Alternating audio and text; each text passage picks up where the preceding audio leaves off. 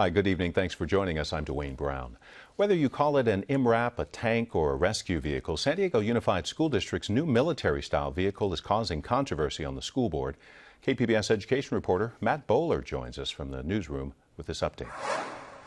Since KPBS's media partner iNewsSource first reported it, the story has gone viral. Today, board trustee Scott Barnett said he and the other trustees should have been told about the controversial acquisition. First of all, I want to thank you all for coming this morning. Oh, no, did I say that? I'm sorry. San Diego School Board trustee Scott Barnett is a little punny at the start of his news conference, but he quickly changes his tone and criticizes San Diego Unified for taking the military-style vehicle. My view, even before Ferguson, would have been that this is not something we should have in our fleet. Barnett says the board should have been consulted about the controversial vehicle. This district's primary purpose is to educate children. If the district believes that we need additional capacity, such as the armored vehicle that we received, then that should be discussed by the school board. But San Diego Unified's Police Chief Ruben Littlejohn says for acquisitions like the MRAP, he does not need to report to the school board.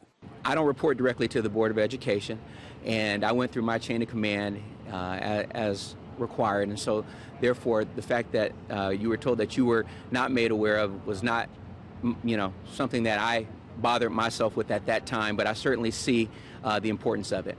Barnett released a memo showing Superintendent Cindy Martin signed off on the MRAP back on March 24th. Now that San Diego Unified has the vehicle, they're turning it into a rescue vehicle by painting it white and outfitting it with medical supplies. Trustee Barnett says he has a better plan. He wants to use the MRAP to buy new police cars. I'm saying let's take this armored vehicle, lease it to another law enforcement agency, and use those funds to help fund what we use on every single day. Barnett thinks they could get up to $50,000 a year for the armored vehicle. Chief Littlejohn wants to keep it. It's my opinion that the vehicle should remain with the district, but I'm only one opinion, and this is has become a bigger discussion. Barnett says he hopes the board will discuss the controversial vehicle and his plan at the next board meeting on September 24th. Now, I reached out to Superintendent Martin, and she confirmed that she approved the acquisition and its transportation, but wouldn't comment further. Matt Bowler, KPBS News. SeaWorld is being sued by an investor who says the company covered up the effects of the documentary Blackfish before its initial public offering last year. The suit claims park officials knew the film was hurting the company and its investors long before they admitted any problems. Just last month, the park said the 2013 film might be having an impact on attendance. SeaWorld says it does not comment on pending litigation.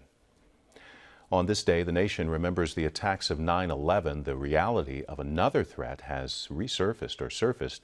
In his address to the nation last night, President Obama announced a military campaign to go after the terrorist group ISIS inside Syria. Peggy Pico has local reaction. President Obama identified ISIS in his speech last night as a terrorist threat that needs to be, quote, degraded and ultimately destroyed. Joining me with some insight into ISIS and extremism are my guest, Honif Mohebi, with the local chapter of the Council on American Islamic Relations, or CAIR, and Rick Epps, a Middle East political and international security expert and lecturer at SDSU. Welcome back. Thank you very much. No, Rick, with today being the anniversary of the 9/11 attacks, it comes to mind Al-Qaeda. If you can tell us, how does Al-Qaeda basically compare to ISIS as far as terrorist groups? Al-Qaeda is the founding father, if you would, of this group of ISIS or ISIL, depending on how you want to interpret it. This group is, however, much more dangerous because it's better funded. It has better access to weapons. It has an infrastructure that's in place, and the philosophy and then the reach that it has is much greater than you see in Al-Qaeda. Where is their money coming from? I've heard that many times they're well funded. Yeah, well, some of the money is coming from other states that have access. They've also, some of the money now is coming from the oil revenue. They've got black market oil that they're selling. They're estimating they're probably getting about, I think it's about $1 million a day that they're gaining right now. That is a lot of money. Hanif, what is your reaction to the president's plan for more U.S. airstrikes and military troops to the tune of almost 500, but not combat troops heading to the region? So first and foremost, when it comes to Syria, I think it is the right decision. It should have been done a few years back. Definitely good on that. We just need to question the strategy. If we were to take action in Syria, how would that be done? In regards to Iraq, though, it is much more complicated. So we need to be very careful because we have a Sunni population that has been persecuted for many, many years. The government is very sect-oriented, and we want to make sure that we just don't go and essentially advise them to start killing. We need a much more comprehensive strategy for that. And we certainly will want to figure that out probably in another discussion. But the president clearly stated, Hanif, that ISIS was neither a Muslim, an Islamic group, nor were they a state. Why do you think that's important, and how does that resonate here with the Muslim community in San Diego? Well, two things. Number one, it is absolutely important for us to make sure that we don't become a PR firm for them and connect them to Islam, because the moment you connect this terrorist group to Islam, it essentially somehow gives it legitimacy for those people who do not have the proper understanding. So that is very great. And the president also did not connect this group to any specific ethnicity or sect or a specific group, which is really good for us. And Rick, President Obama has not addressed the question of why. Why are groups like ISIS or these extremist groups expanding and proliferating? What do you think is some of the root causes for ISIS and maybe this expansion of extremism? Well, I think there's a multifaceted. This is the big question, obviously. But the short answer would be you have, obviously, economically dispossessed people, lack of education. You have, anytime you have a political and social vacuum like you have in the wake of the post-Iraq war, you have the ripe and easy fuel of radical Islamic, some of the leadership within the Islamic groups, some of these radical Islamic groups that are able to buy, I would say, buy loyalty much more than actually bring loyalty. I think a lot of people, even with Al-Qaeda, I would say to you that people join because they're afraid or because they pay them, and that the loyalty, some of it's really not really protracted real loyalty. It's loyalty because you're afraid for your life. And but it's easy to bring, especially young people, it's easy to sway them into the belief system, and they use religion as a basis for it, even though this group is not at all related to true Islam. And Hanif, what do you think? Specifically in Iraq, Rick, there's a large Sunni community which essentially, if they don't agree with ISIS, they will kill them. So on one side, the government is oppressing them. On the other side, ISIS is oppressing them. I want to also mention that the root cause needs to be dealt with, and that is our counterproductive policies that are unjust, and we need to fix that in order to move forward. And as you said, very, very big discussions we're trying to get in 5 minutes here, and I'll have to end on this. Now, Hanif, I'll start with you. If ISIS had not basically aired the video of the 2 American journalists and their beheadings, do you think that the U.S. would be launching this type of attack on them or strategy on them? I think there is definitely a public pressure, or at least the government was put on a position where they had to act sooner than later. That's definitely the issue. And Rick, how about you? I think it would have happened. I think it may not have happened as soon as it had, but I think ultimately it needed to happen. And I think in some ways, this may sound strange, I think I'm actually glad it happened, because now it puts us on notice to let the American people know this is an action that we can't afford to let this grow, because it's growing. Okay, and we do have to end it there. Rick Epps and Hanif Mohabi, thank you so much. Thank you. Thank you very much. FBI Director James Comey is in San Diego tonight and talked with the media just a short time ago. KPBS reporter Amitha Sharma is just back from that news conference. She joins us from the newsroom with more. Well, Dwayne, Comey is here on the 13th anniversary of the 9/11 attacks, and he talked about that. He called this a day of heavy hearts, but he also talked about our current terrorism threats. Social media has been rife with rumors of Islamic State fighters crossing the Mexican border into the U.S. to commit acts of terrorism. Comey said the FBI has no credible information that that's true.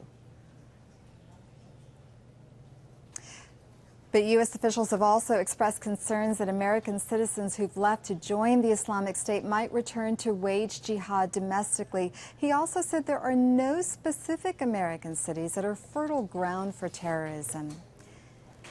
San Diego had key ties to terrorism in the past. Two of the 9/11 hijackers lived for a time in Lemon Grove, and al-Qaeda leader Anwar al-Awlaki, who was killed in a U.S. airstrike 3 years ago, once preached at a La Mesa mosque and is believed to have counseled the hijackers in the months before the attacks. More recently, the FBI says a San Diego man joined the Somali terror group Al-Shabaab. Former UCSD economics major Jihad Mustafa remains on the FBI's most wanted terrorist list. 3 local men were convicted last year of providing material support to Al-Shabaab. And last month, a man from San Diego fighting on behalf of the Islamic State was killed during a battle in Syria.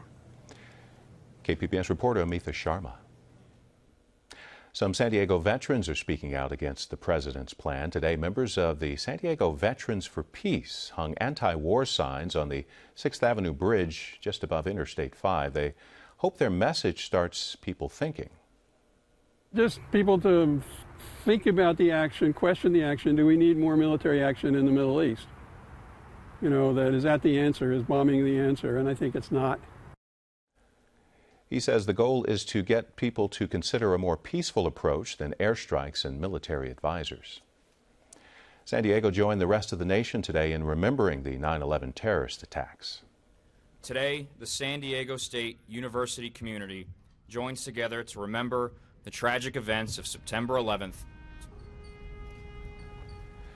This is just one of several ceremonies around San Diego. Today, ROTC cadets at San Diego State University lowering the flag to half-staff to remember the nearly 3,000 people killed 13 years ago.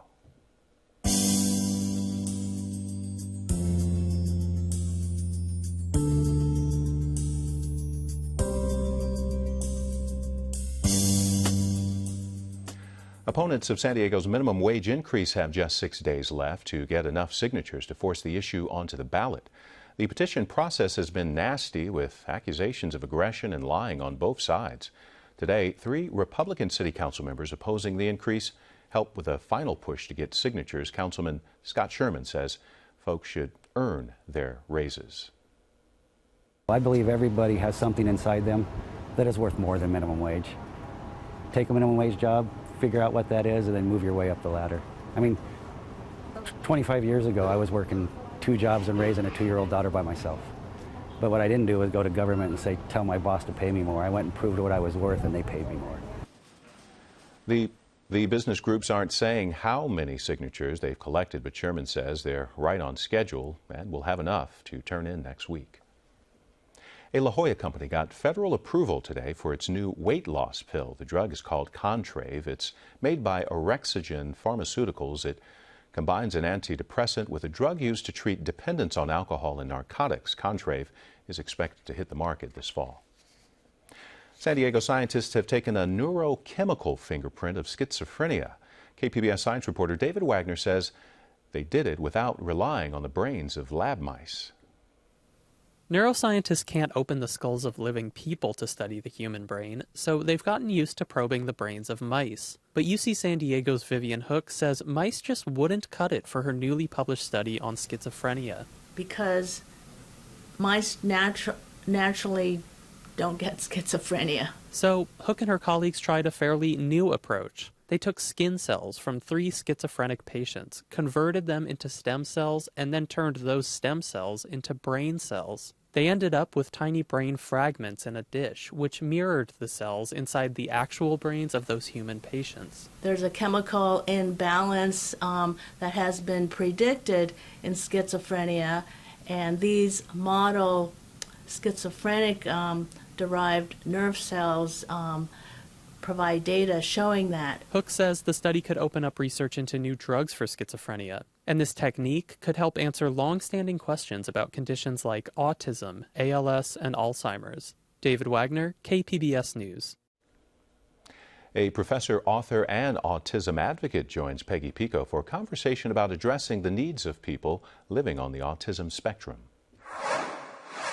At age 2, she had no speech and many signs of severe autism. Fortunately, her mother defied the advice of doctors and kept her out of an institution. Temple Grandin is now an industry leader in animal science, a professor at Colorado State University, and is a well-known author and prominent advocate for the rights of autistic persons and of animal welfare. Temple Grandin, welcome to Evening Edition. It's good to be here. Now, today, of course, we recognize a wide spectrum of autism disorders. But back in 1949, what was it like when you were diagnosed? Well, fortunately, there was one doctor that referred my mother to a very good speech therapy class that a teacher taught out of the basement of her house. And I got a lot of the same therapy that's gotten today. Then my mother hired a nanny when I was 3. And we played constant turn-taking games. Got to teach these kids how to take turns. Now, autism is a big spectrum. You also can have kind of the geeky, nerdy, socially awkward kids that there's no speech delay. And then you can get very, very severe autism, where you do the early intervention and you're not able to pull them out of it. It's a very, very big spectrum. If you were diagnosed today, where do you think you would be on that spectrum? Well, it would be the same because I had speech delay. Sure. It would be the same.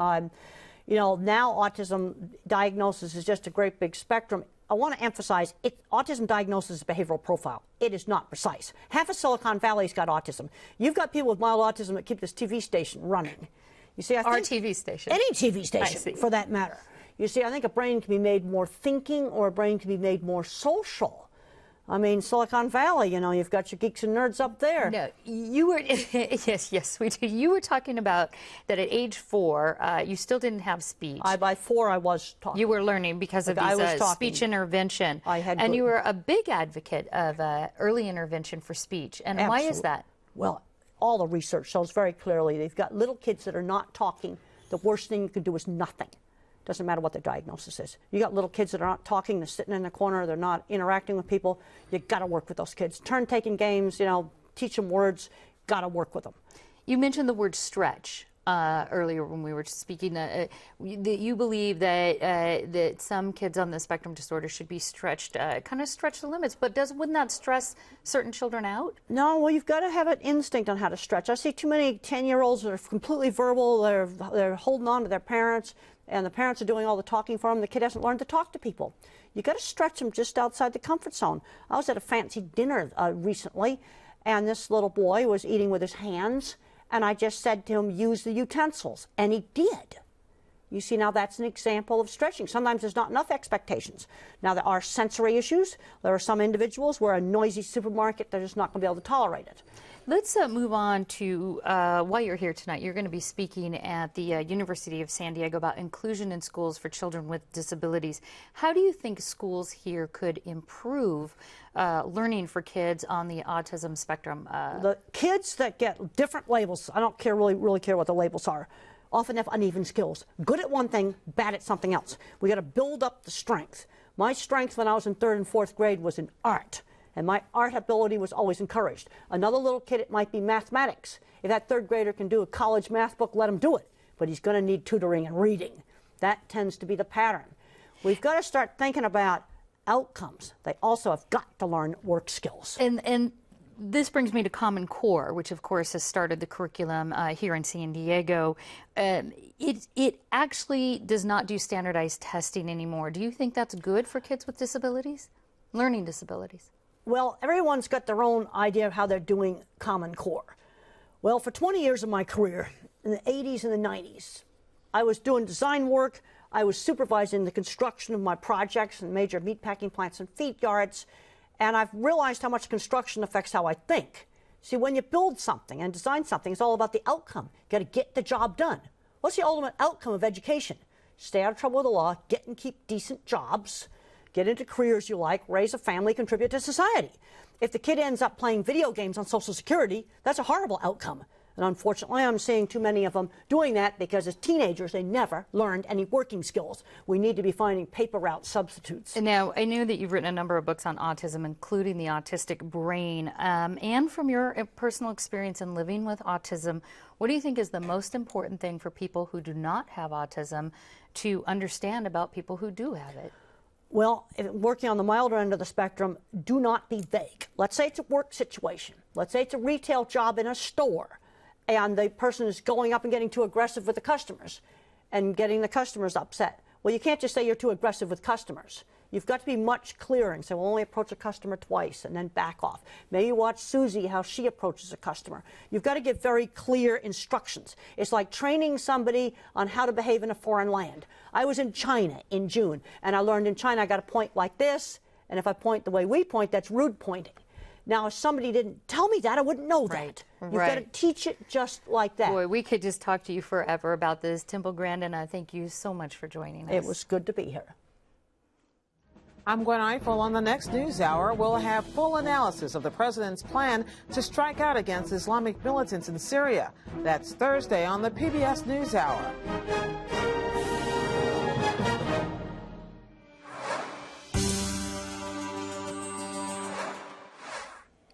The Old Globe Theater has brought many new musicals to the stage, and its latest offering is Bright Star, opening tomorrow. The show's getting extra buzz because of its creators, comedian Steve Martin and singer-songwriter Edie Brickell. KPBS arts reporter Beth Accomando talked with them about creating a musical. Bright Star is something exceedingly rare in the American theater, a wholly original new musical. And we at the Globe, who have a very long track record of bringing new musicals out into the world, are very, very honored to have it here, and we look forward to sharing it with audiences in San Diego. Folks, we got us a young soldier just back from victory, wants to say hello to his mama. Well, I can't tell you too much about it because I don't want to spoil it, but it's about a woman with a secret and a mystery about her. It's a young man coming home from World War II, and he's essentially saying, I'm home and I'm ready for my life to begin. Hey Mama, it's your boy Billy. I know you're listening because you always are. You wrote me a letter asking me what I was going to do when I got home, and I think I know now, Mama. And I can't wait to tell you. And most of all, I want to thank you, Mama. Because it was you who told me I should follow my bright star. Bright star. A soldier comes back from war and he realizes he wants to be a writer. And in the course of the journey, he meets an editor. And their two lives are intersected in ways that surprise them both. He's essentially saying, I'm home and I'm ready for my life to begin. I huddled down in the dark. I made a vow, if I ever made it out, I follow my own bright star. It was the last day of our recording our record, and Steve asked if I would like to write a musical with him. And I said, twist my arm. I'd love it. Since I started working with Edie Brickell and started writing music with her, we had talked about musicals and how much we love them and how much we were moved by them, especially the ones we grew up with. I'm crazy about the movies from the 1940s with great ensemble cast and smart dialogue without all the vulgarity of our contemporary culture. That's very meaningful to me. Well, like I say, I grew up with musicals as being very emotional, very emotional form. Music was the food of our household. If my mom was struggling or in a mood, she'd put on music. So she always had on music because she was a very hard-working woman, and I admire the energy that she brought to the house when she played music and danced around and forgot her troubles. They talk about where does a song belong? What event in the scene is best told by dialogue, or what event in the scene is best told by a song? That's just part of what you have to do. You have to figure out when the song comes or when it doesn't come. Well, the traditional idea is that the character or the situation has reached such a peak of emotion that the only way to extend the expression is to finally burst into song. Way back in the day. I always like it when the song starts up. It always makes me cry a little bit. When there's music, there's a greater sense of emotion. So really it helps a lyric. It helps a singer's melody because the music is so moving that it supports the theme of the emotion.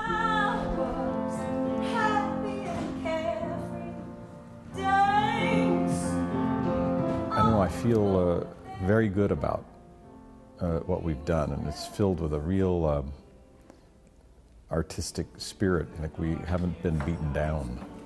Bright star, keep shining for me, shine on and see. KPBS arts reporter Beth Accomando produced that story. Bright Star opens tomorrow night at the Old Globe Theater and runs through November 2nd. Break out the fans and the cool drinks. We've got a heat wave on the way. Coastal temperatures up to 90 degrees by Sunday, and Monday is expected to be even hotter along the coast. For the inland valleys, upper 90s for the next few days. Upper 80s expected in the mountain areas with a chance of thunderstorms late Sunday. Desert temperatures well above 100 degrees. Tonight's stories are online at kpbs.org/evening edition. Thanks for joining us. You have a great night.